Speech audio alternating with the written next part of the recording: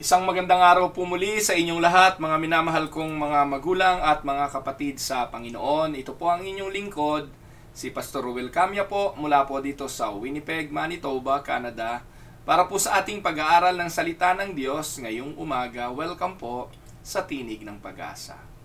Dalangin po ng aking puso, nadatnan po kayo ng pamamahayag na ito na kayo ay nasa mabuting kalagayan. Dalhin nawa tayo ng ating Diyos, ng ating Panginoon, sa pag-aaral na ito patungo sa ating pag-unlad sa ating pananampalataya. Ang ating pong pag-aaral ngayong araw ay pinamagatan ko pong The Fall of the King. So ang ating pong pag-aaral, hahanguin natin sa 13 verses ng 1 Samuel chapter 31. So samahan po ninyo ako, simulan po natin sa pagbasa ng mga talata. Ganito po ang sinasabi. Now the Philistines fought against Israel. The Israelites fled before them, and many fell dead on Mount Gilboa. The Philistines were in hot pursuit of Saul and sons, and they killed his sons Jonathan, Abinadab, and Malchishua. The fighting grew fierce around Saul, and when the archers overtook him, they wounded him critically. Saul said to his armor-bearer, "Draw your sword and run me through, or these uncircumcised fellows will come and run me through and abuse me." But his armor-bearer was terrified and would not do it. So Saul took his own sword and fell on it. When the armor-bearer saw that Saul was dead, he too fell on his sword and died with him. So Saul and his 3 sons and his armor-bearer and all his men died together that same day. When the Israelites along the valley and those across the Jordan saw that the Israelite army had fled and that Saul and his sons had died, they abandoned their towns and fled. And the Philistines came and occupied them. The next day, when the Philistines came to strip the dead, they found Saul and his 3 sons fallen on Mount Gilboa. They cut off his head and stripped off his armor, and they sent messengers throughout the land of the Philistines to proclaim the news in the temple of their idols and among their people. They put his armor in the temple of the Ashtoreths and fastened his body to the wall of Beth-shan. When the people of Jabesh Gilead heard what the Philistine had done to Saul, all their valiant men marched through the night of Beth-shan. They took down the bodies of Saul and his son from the wall of Beth-shan and went to Jabesh, where they burned them. Then they took their bones and buried them under a tamarisk tree at Jabesh, and they fasted 7 days. Pagpalain nawa ng Panginoon ang pagkabasang ito ng kanyang mga banal na salita na sa araw pong ito ay ating pagbubulay-bulayan. Mga minamahal na mga kapatid, so far, our journey with the life of David has covered about 10 years of his life. Simula po noong Monday ay atin na pong tinalakay, or Tuesday, ang buhay ni David. Natalakay po natin yung paano i-handle yung mga critics ng buhay. Natalakay po natin yung how to make a good decision by not following a foolish decision. Example of David, kahapon po, nakita rin natin yung mercy for the enemy, no, na ibinigay ni David doon sa isang Egyptian na natagpuan nila sa disyerto. So, halos sunod-sunod po yung pagtalakay natin in the book of 1 Samuel. At kung pamilyar kayo sa banal na kasulatan at nagbabasa kayo, alam nyo yung mga bagay na ating tinatalakay. So, kung ngayon lang po kayo sa channel na ito at first time nyo nakapanood nito, you can go back to some of our messages and teaching sa panonood nyo po sa Tinig ng Pag-asa YouTube account. Kasi doon mas madali ninyong hahanapin sa YouTube kung ano yung mga lecture natin. Sa Facebook po kasi kapag natabunan na ng mga personal post, halimbawa, nag-post ako ng gardening, ng personal na buhay ko, pictures ng mga pamilya ko, matatabunan na po yung itong message na ito. Pero para makita nyo kung lahat ng aking mga lectures, ng mga sermons, nasa Tinig ng Pag-asa YouTube account po yon. So lahat nandun. At okay lang pong gamitin yon. Pinapahintulutan ko po kayong gamitin sa mga Bible studies, sa mga small group. Kung meron po kayong hawak na grupo at nalilito sa mga certain teachings at naniniwala kayo na yung stand natin sa Reformed theology ang tama, then you can use those teachings para po lubusang maunawaan ng mga kapatiran, ng inyong mga pinangungunahan, ang mga turo at aral ng biblical theology talaga. So gaya ng nabanggit ko kanina, more or less, sa atin pong journey with the life of David, na-cover natin yung almost 10 years ng kanyang buhay. For about 7 of those years, si David po kasi nagtatatakbo dahil kay Haring Saul. Hinahabol ni Haring Saul at sa mga panahon na yun, almost 7 years, nagtago siya. He went to the land of the Philistines, kung saan yung mga kaaway, doon siya nagpunta at doon siya nakipamayan. At yun po ay natalakay na natin sa mga previous sermon natin. So, dito po, sa araw na ito, ang gusto kong talakayin natin ay si Haring Saul. Bakit ba humantong si Haring Saul doon sa matinding pagkagalit kay David to a point na gusto niya talaga itong patayin? Sa pasimula naman, Saul had been a good, godly man, and he was good in the very early stage of his reign as king. Pero simula nang nireject niya yung plano ng Diyos sa kanyang buhay and his refusal to walk with the Lord, that brought about his rejection of God. Mababasa natin ito sa 1 Samuel chapter 16 verse 1 eh. And from that tragic moment, Saul began a downward spiral into insanity. Yung kanyang inggit, yung kanyang selos, yung kanyang insecure kay David ay humantong sa kanyang pagiging insane. And Saul's insanity manifested itself in jealousy, murderous hatred toward the young David. So, inirecord po ito ng Biblia at malinaw po na ating mababasa sa Biblia, Saul hated David and he wanted him dead. But, alam natin, God has a plan of His own. God in His sovereign plan protected David from the murderous intention of the insane king. Kasi nga po, may plano ang Diyos kay David.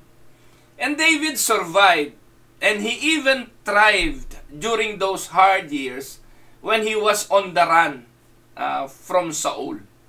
So David grew while his enemy Saul grew weaker and weaker. David becomes stronger and stronger, but Saul grew weaker and weaker. So makikita po natin talaga na biyaya lang ng Diyos ang nagpapala eh. Biyaya lang ng Diyos ang nag-iingat. Sa kabila ng mga kahinaan ni David, nandun yung kamay ng Diyos na umaalalay at gumagabay sa kanya. Kahapon nakita natin, o nung isang araw, na sa kabila ng blunder, ng compromise, ng kamalian ni David, paghingi niya ng tawad sa Panginoon, pagkonsulta niya sa Panginoon, agad siyang pinatawad. At tinulungan siya ng Diyos na ma-recover yung mga bagay na nawala sa kanya. So sa araw na ito mga kapatid, itutuon natin ang ating pag-aaral sa awful and tragic death ni Haring Saul. At hindi lang siya, pati na ng kanyang 3 anak. I want us to examine these verses because I believe the verses contain an important message para sa bawat isa sa atin.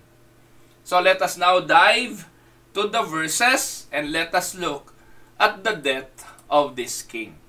So the title is The Death of a King. So tingnan po natin ano ang naging kamatayan ni Haring Saul. Alam nyo, pag meron po tayong mahal sa buhay, kamag-anak, kaibigan, o dumadalo tayo sa mga funeral service, doon po natin naririnig ang maraming mga kwento, yung eulogy na tinatawag, yung mga karanasan ng isang taong namatay. Minsan nga, doon tayo nagugulat no? Oh, ganun pala siya. May mga ganun pala siyang ginawa. Meron palang mga bagay na hindi ko alam tungkol sa kanya. At doon po sa araw na siya ay pinaglalamayan, narinig natin ang mga kwento tungkol siya sa kanya. Mga kapatid, narinig niyo po yung pangalang Saul, narinig niyo yung pangalang David. Pamilyar po kayo sa mga pangalang yan pagdating sa Bible. Pero alam niyo po ba kung anong kinamatay ni Haring Saul? So ngayon pong araw, atin itong pag-aaralan, titingnan natin kasi minsan interesado talaga tayo sa buhay ng iba. Paano sila namuhay at paano din sila namatay. So sa Bible, sa ating binasang talata, nakita po natin na ang naging kamatayan ni Haring Saul ay hindi masayang kamatayan. 1 Samuel 31:3-4, the fighting grew fierce around Saul, and when the archers overtook him, they wounded him critically. Saul said to his armor-bearer, "Draw your sword and run me through, or these uncircumcised fellows will come and run me through and abuse me." But his armor-bearer was terrified and would not do it. So Saul took his own sword and fell on it. So makikita po natin dito the tragic, the very sad death of King Saul. His death was a sad death. The scene on the battlefield that day. Can you imagine? The armies of the Israel are put to shame before their enemies and they are badly defeated. Naalala niyo po ba yung the very first time na si David ay dumalaw sa kanyang mga kapatid para magdala ng pagkain, inutusan ng kanilang tatay para pumunta doon sa digmaan upang dala ng pagkain yung kanyang mga kapatid. Yung kanyang mga kapatid ay bahagi ng army ni Haring Saul. Naalala niyo po ba yung pagkakataon na araw-araw may lumalabas na higante na ang pangalan ay Goliath? Na araw-araw itong si Haring Saul ay inuutusan ng kanyang army to dress and gear up for battle para harapin ang mga Philistine, pero paglitaw na po ng Goliath, nagtatakbuhan na po ang mga army ni Haring Saul. So yun po yung sitwasyon na kung tutusin, dun pa lang sa oras na yon, without God's intervention and without God's help sa pamamagitan ni David, dun pa lang patay na si Haring Saul Doon pa lang po magtatagumpay na ang Philistine because they have a champion in the life of Goliath. Pero alam natin, dahil nga po during those time ay sumusunod pa to si Haring Saul sa panuntunan ng Diyos, sa kagustuhan ng Diyos, pinagtagumpay po si Haring Saul ng Diyos. At doon nga po ay sa pamamagitan ni David. Pero this time, there was no David in sight. David was no longer part of the army of King Saul. David was no longer in his alliance with King Saul. At dahil po doon, sa digmaan between Philistine and King Saul, walang kapanapanalo talaga ang Israel dito. Sapagkat noon pa man talagang makikita na makapangyarihan ang bansang Filisteo. So, ayon sa ating kasaysayang binasa sa chapter 31, makikita natin na the armies of Israel are put to shame before their enemies and they are badly defeated. Yung mga patay ay nagkalat and King Saul, the powerful, handsome king, is now struck by the arrows of his enemies. Tinamaan na po siya ng palaso. Sabi po, the archers overtook him, they wounded him critically. Ginamit po yung word na critically. Alam natin yan. Kapag nakakakita tayo na aksidente at dadali na po sa ospital, sasabihin ng doktor, nako, critical na ito. Kapag sinabing critical, talagang it is now a matter of life and death. So, he was critically wounded. Near the king, near his body lies the body of his 3 sons. Binanggit yung mga pangalan ng kanyang mga anak na mga patay na rin. So bilang tulong, humingi siya ng alalay sa kanyang armor bearer. At ang hiniling niya sa kanyang armor bearer, kesa patayin ako ng mga uncircumcised na ito at kanilang lapastanganin ng aking bangkay, patayin mo na ako. Ikaw na ang pumatay sa akin. Pero dahil hindi naman magagawa yon ng kanyang armor bearer, si Haring Saul na ang kumuha ng kanyang espada at siya ay dumapa sa espadang ito upang siya ay mamatay. So, dito po makikita natin, the man, King Saul, a mighty king, died in his own sword. A reign that had begun so well ends in suicide after a tragic military defeat. And what a tragedy. Ito po yung death of a king. His death was a sad death. Sabi po, pangalawa, his death was a shameful death. Pag meron pong namamatay, tinitingnan natin kung bakit namatay, kung paano namatay. Pare-parehas lang naman po, ang tao mamamatay, titigil ang paghinga. Kung paano man nangyari, isa lang ang kamatayan, tumigil ang paghinga. Hindi po ba? Pero mga kapatid, meron pong mga nakakahiyang uri ng kamatayan. At dito po binanggit na po, while the death of King Saul was sad, it was also a very shameful death.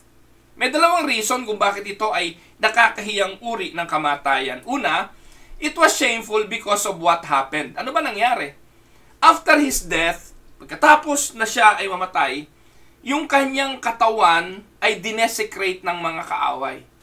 Pinugutan siya ng ulo, yung kanyang ulo dinala sa city. Imagine yung grotesque symbol of the Philistines' victory. Bit ang ulo ni Haring Saul. His body along with the bodies of his 3 sons were taken to Beth-shan and nailed to the city walls. Can you imagine the shame? And the great king of Israel became a symbol of mockery to the enemies of God. Di lang si Haring Saul, pati na ang kanyang 3 anak, ipinako sa pader ng bayan ng mga Filisteo. It was a very shameful death because of what happened. And pangalawa, it was a shameful death because it did not have to happen. The life of King Saul did not start like it was or like it is finished. Yung kanyang pasimula ng buhay, iniisip mo, inaasahan na ang kanyang kamatayan bilang hari ay hindi ganitong ka-shameful. Inaasahan mo na kung siya'y mamamatay, ililibing siya sa isang magandang libingan, sa isang musileo perhaps. 40 years earlier, Saul had been a handsome young man. He had been humble, brave, and obedient when he was first inaugurated as king. But little by little, he had allowed compromise into his life, and he had descended into weakness and wickedness. And when Saul died, he was only a short distance from Ramah. Alam niyo po ba yung Ramah? Ito po yung lugar kung siya ay inaugurated as king. He was crowned king at Ramah 40 years earlier. So, malapit kung saan siya ginawang hari, doon din siya pinatay at namatay at nagpakamatay sa nakakahiyang kalagayan.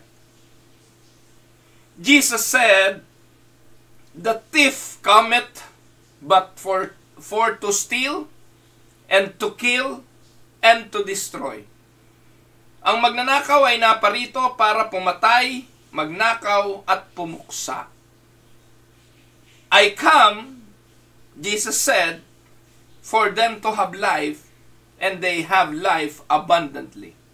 John 10:10. Sa buhay ni Haring Saul, it appears from the verses that we can either have a ministry of the thief or the ministry of the good shepherd in our lives. We can be like Saul, Or we can be like Jesus. Mamumuhay tayo ng mayroong buhay na guided by the principles of the Good Shepherd, or we will live our lives like a thief that comes to steal, to kill, and to destroy. Tandaan po natin, if we are going to live our lives out of step with the plan of God, we will be like King Saul. Pag namuhay tayo ng buhay na malayo sa lakad at plano ng Diyos, matutulad at matutulad tayo kay Haring Saul. Kahit pagano tayo kaganda't kahusay nung nagsimula. Makikita nga rin natin mga kapatid, ang tagumpay ng tao hindi sa pangkasalukuyan, kundi doon sa huling bahagi ng buhay nito. So, ang kamatayan ni Haring Saul ay nagdudulot sa atin ng maraming katuruan. At ito po ang isa sa ating tatalakayin ngayon. Narito po yung kamatayan ni Haring Saul. Ano naman ang binabanggit at itinuturo ng kamatayang ito? King Saul's death shares a powerful testimony for all of us. Ano po ang ipinapatotoo ng kamatayan ni Haring Saul? Well, while the death of King Saul is a terrible tragedy, naniniwala po ako na ang kamatayan ni Haring Saul also shares a powerful testimony with those whose heart can hear it. Ito po ang ilan sa mga bagay na ating obserbasyon. Ano po ang naging testimonya ng buhay ni Haring Saul? Sabi po sa unang Samuel 31, tuloy natin ang basa, verses 6 to 9. So Saul and his 3 sons and his armor-bearer and all his men died together that same day.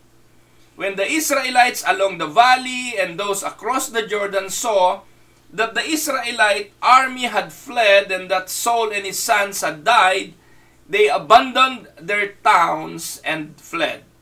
And the Philistines came and occupied them. The next day, when the Philistines came to strip the dead, they found Saul and his 3 sons fallen on Mount Gilboa. They cut off his head and stripped off his armor, and they sent messengers throughout the land of the Philistines to proclaim the news in the temple of their idols and among their people. So ano pong ating makikita? The testimony and a powerful testimony of Saul's death is this. It is a reminder, ano po? There is a reminder in the death of King Saul. It will serve as a reminder. That is a powerful testimony. Magsisilbing paalala ito. The death of Saul serves as a clear reminder of what? That death is coming for all of us. Na lahat tayo, kahit gaano ka-powerful, kahit nakaupo ka sa palasyo, kahit nakaupo ka sa trono, kabilang ka din sa isang araw ay mamamatay. Think about it. On that battlefield that day, the poor man and the rich man, the king and the slave, the godly man and the sinner, the Israelite and the Philistines, the weak and the powerful, all entered death together. Amen? And this is, mga kapatid, a very pitiful, tragic scenario. But a very clear reminder that death plays no favorites. Unless the Lord returns in our lifetimes, you and me, none of us are getting out of this world alive. We will all die. At hindi natin alam kung paano tayo mamamatay. Sino mag-aakala nung prime at simula ng buhay ni Haring Saul na ang papatay pala sa kanya ay ang sarili niya mga kamay? Sino mag-aakala nung siya'y nagtatagumpay pa, nung siya'y nasa kasikatan ng kanyang pagiging hari ay papatayin siya ng sarili niyang espada. Hindi niya naisip yun, at hindi niya inaasahan, at hindi niya man lang na panag-inipan na mangyayari ang bagay na yun. Mga minamahal na mga kapatid, hanggat narito tayo sa mundong ito, walang makakatakas sa kamatayan. Maliban kung darating na ang ating Panginoon at matagpuan tayong buhay. Pero kung hindi pa darating ang Panginoon at tayo ay nasa mundong ito, aasahan natin, lahat tayo ay makararanas ng kamatayan. That is a very clear teaching of the Scripture. Hebrews 9:27, and as it is appointed unto men once to die, but after this the judgment. 2 Samuel 14:14, for we must needs die, and are as water spilt on the ground, which cannot be gathered up again, neither doth God respect any person. Job 14:5, seeing his days are determined, the number of his months are with thee. Thou hast appointed his bounds that he cannot pass. Job 30:23, for I know that thou wilt bring me to death, and to the house appointed for all living. Psalms 89:48, what man is he that liveth, and shall not see death? Shall he deliver his soul from the hand of the grave? Selah. And Romans 5:12, wherefore, as by one man sin entered into the world, and death by sin, and so death passed upon all men, for that all have sinned. Sorry po. At panghuling talata, Ecclesiastes 12:5, because man goeth to his long home, and the mourners go about the streets. Ito po ang mga talata, napakadami. Kung dadagdagan pa natin, you can even find a lot of verses in the Bible that says that one day we will all die. We may not like to think about it, and we may live like it will not happen, but death is coming for all of us. For us all. Walang exempted yan. Ang mabigat po niyan, hindi po natin alam kung kailan. Merong bata, may matanda, may umaabot ng 50, ng 60, ng 70, merong pagsilang, wala na. Hindi po natin tangan yan. But that is a one Bible doctrine, one Bible reality, biblical reality that all men will die. That is the testimony of Saul's death. That is the testimony of every graveyard, every funeral home, and every hospital in the world. Death is coming, and you and I had better be ready when it does. Can we say amen, mga kapatid? So, iyon po ang isa sa isinisigaw ng kamatayan ni Haring Saul, a testimony that all people will die. A reminder that we will all die. Pangalawa, Saul's death shares a powerful testimony that there is a reminder, there is a reality in Saul's death. It is a reality. The reality is this: we can either die badly like King Saul, or we can die well. When a life has been lived like the life of Saul, death is always a tragedy. But when there was no repentance but only anguish of wasted years, that is a terrible and tragic event. Yan po yung mga buhay na sinasabi nating inaksaya. Yan po yung mga buhay na sinasabi nating walang pinatunguhan. Yan po yung mga buhay na sayang.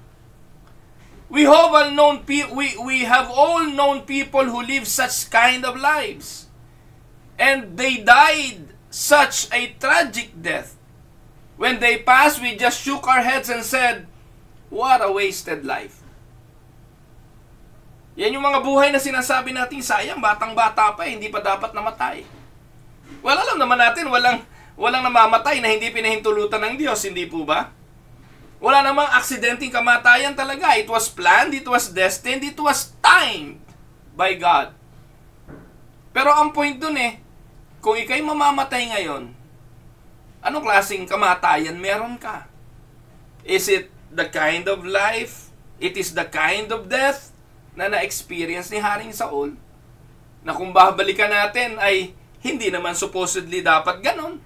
Dapat namatay siya sa kanyang deathbed, dapat namatay siya sa kanyang kama na napapaligiran ng kanyang mga mahal sa buhay, na yung kanyang mga anak ang maglilibing sa kanya, pero hindi. Nauna pang namatay yung kanyang mga anak kaysa sa kanya, at nawala ang lahat ng kanyang mga bagay na inaangkin, pati ang kanyang kaharian. It was really a tragic death. So, kumusta tayo mga kapatid? Kumusta po? Ganito ba ang buhay na tinatahak natin? When a life has been lived like the life of Saul, death is always tragedy. On the other hand, when a saint of God has lived the right kind of life, and death comes, it is not a tragedy. It is a victory. Naniniwala po ba kayo ron? Kapag ang lingkod ng Diyos, kapag ang sumusunod sa kalooban ng Diyos, yung nagmamahal sa Diyos, namumuhay ayon sa kanyang palatuntunan ay namatay. Hindi po ito trahedya. Ito ay tagumpay. Sasabihin lang po nating sayang ang buhay, sasabihin lang po nating walang halaga at walang pagpapahalaga sa buhay kung ito'y ipinamuhay ng malayo sa Diyos. Kaya mga kapatid, tayo na mga buhay pa, tayo na mga may hininga pa sa oras na ito, paano mo gustong mamuhay? Gusto mo bang mamatay na katulad na lang ni Haring Saul? So let us look at some of the verses in the Bible. Psalms 116 verse 15 said, "Precious in the sight of the Lord is the death of His saints." Mahalaga sa paningin ng Diyos ang kamatayan ng kanyang mga banal. Ang tanong dyan paano yung hindi mga namumuhay sa kabanalan? Precious pa rin kaya in the eyes of the Lord ang kanilang death? Kayo na po sumagot. Revelations 14:13 ang sabi, "And I heard a voice from heaven saying unto me, Write, Blessed are the dead which die in the Lord from henceforth." Why? Bakit daw? Kasi sila'y pinagpapahinga na, that they may rest from their labors and their works do follow them. Napakaganda paalala po itong Revelation 14:13. Narinig ko ang boses at tinig galing sa langit na nagsasabi, isulat mo ito.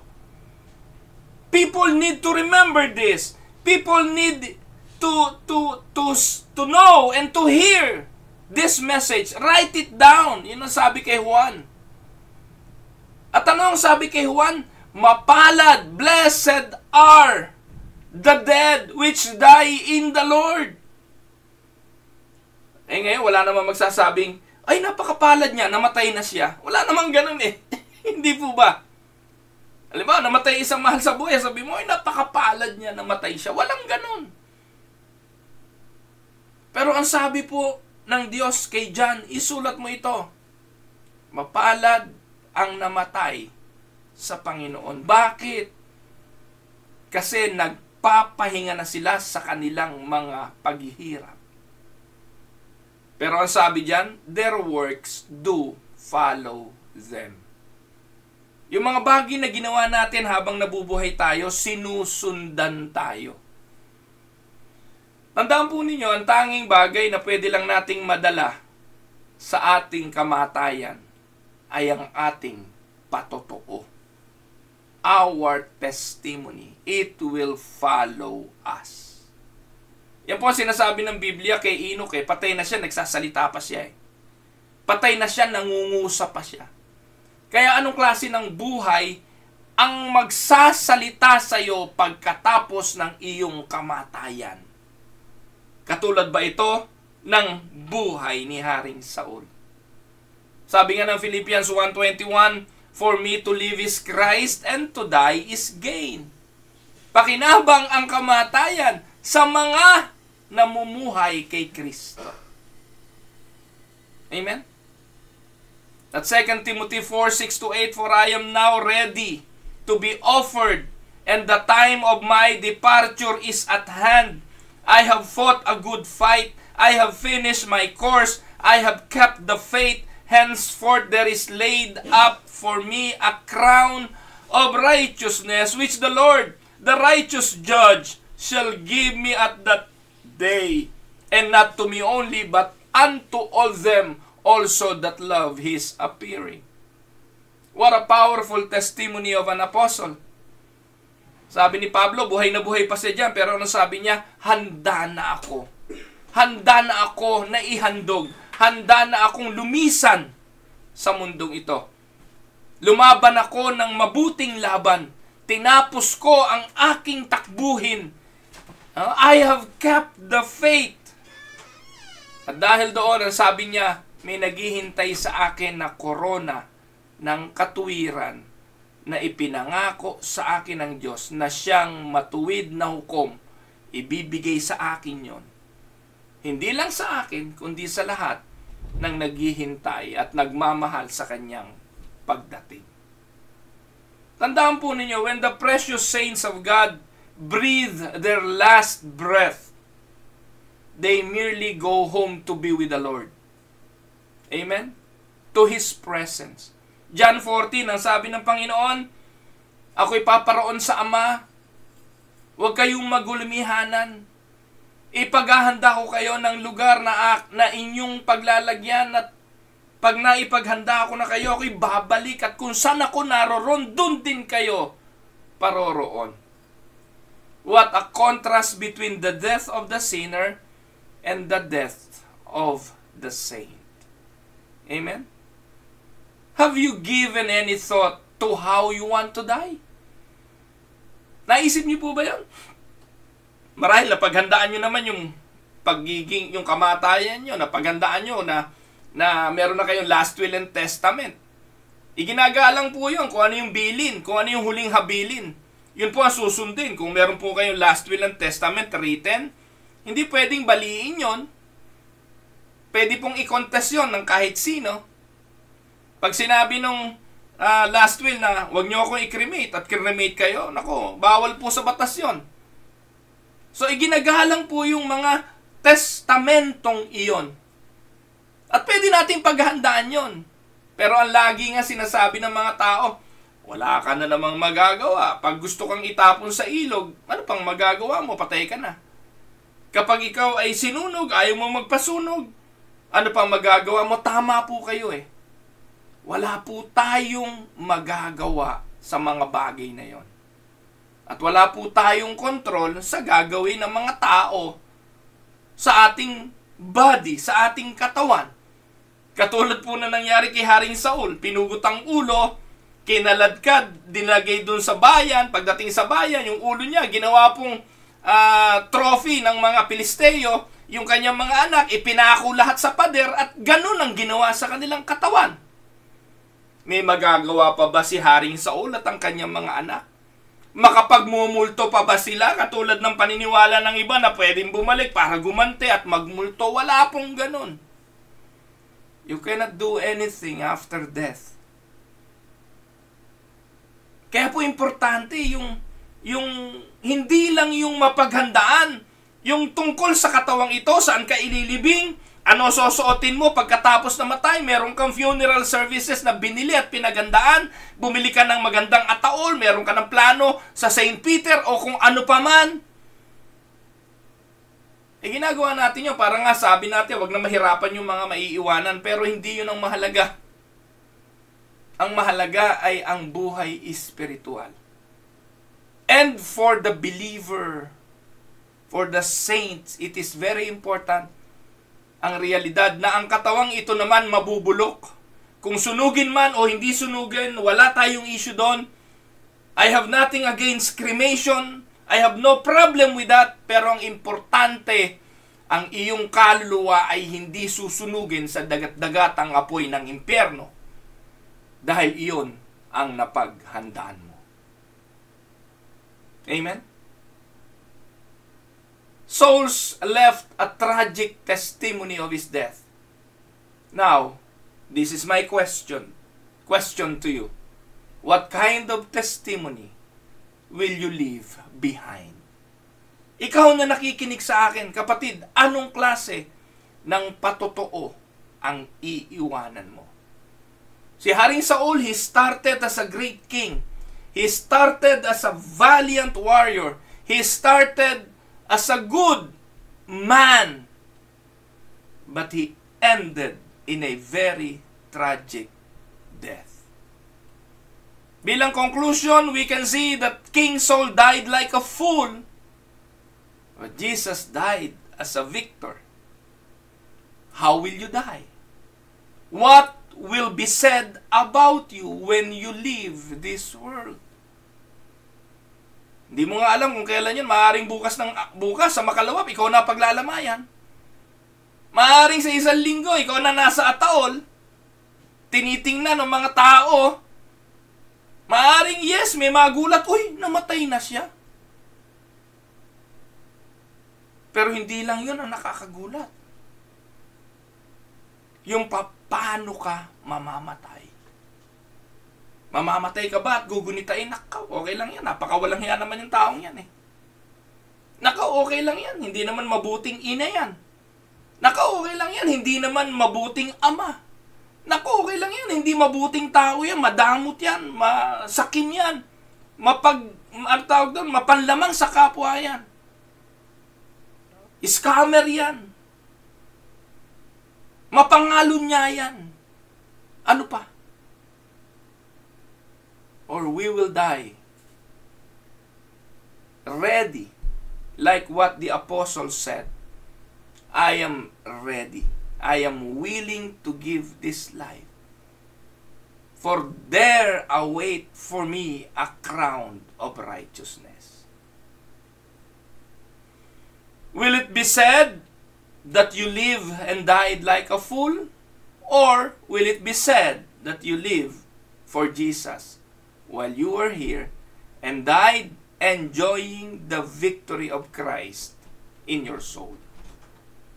Mga kapatid, kung ikaw ang susulat, if we were to write our own headstone today, ikaw ang gagawa ng nakasulat sa iyong lapida, what would best fit the kind of life you have lived? Ngayon, kung sa oras na ito, halimbawa, patay ka na, pero bibigyan ka pa ng tsansa na isulat doon sa iyong lapida, paano ka nabuhay, anong gusto mong ilagay? Eh, madalas naman, hindi tayo ang nagsusulat ng ating headstone. Madalas, ang gumagawa niyan yung iba. Nung ang nanay ko namatay, yun po yung kauna-unahang masakit na karanasan sa buhay naming pamilya at ng aming magkakapatid. Tinanong ako ng mga kapatid ko, Kuya, anong ilalagay natin sa lapida ng nanay? Eh sabi ko, ilagay niyo yung Philippians 1:21, for me to live is Christ and to die is gain. Nilagay po namin yon. Ang mabuhay ay kay Kristo, ang mamatay ay pakinabang. That is what we thought, the kind of life na ipinamuhay ng nanay namin. Pero ang tanong, siya kaya? Kung siya ang susulat ng kanyang lapida, ano kaya ng kanyang isusulat? Kaya kayo mga kapatid na nakikinig sa akin ngayon, ikaw na nakikinig sa akin ngayon, how would you like to be remembered?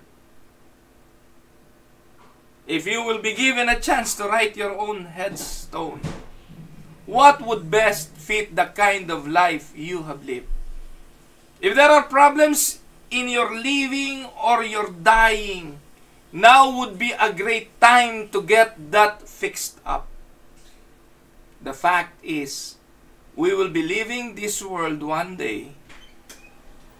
Would to God that we would all live it ready to meet Jesus, saved by His grace, believing in His death and resurrection.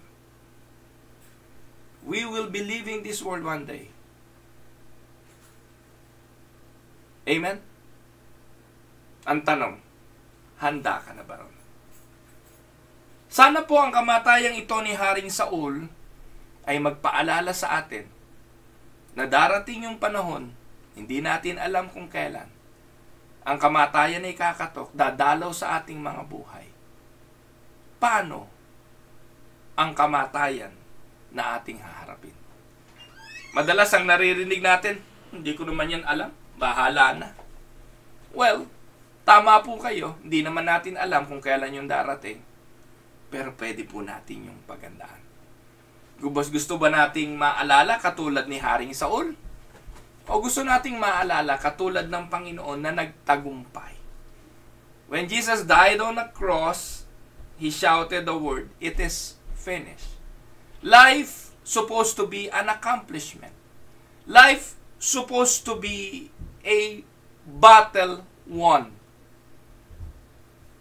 Sa palagay niyo po ba mga kapatid, ay makakapamuhay tayo bilang victorious?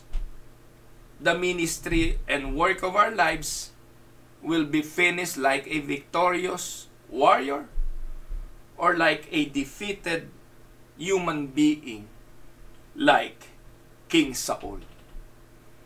Sana po ay pinagpala kayo ng mensaheng ito dahil hinawa tayo sa patuloy na desire na mamuhay ng merong pagnanasang sumunod sa plano at kalooban ng ating Diyos na buhay. God bless po mga kapatid.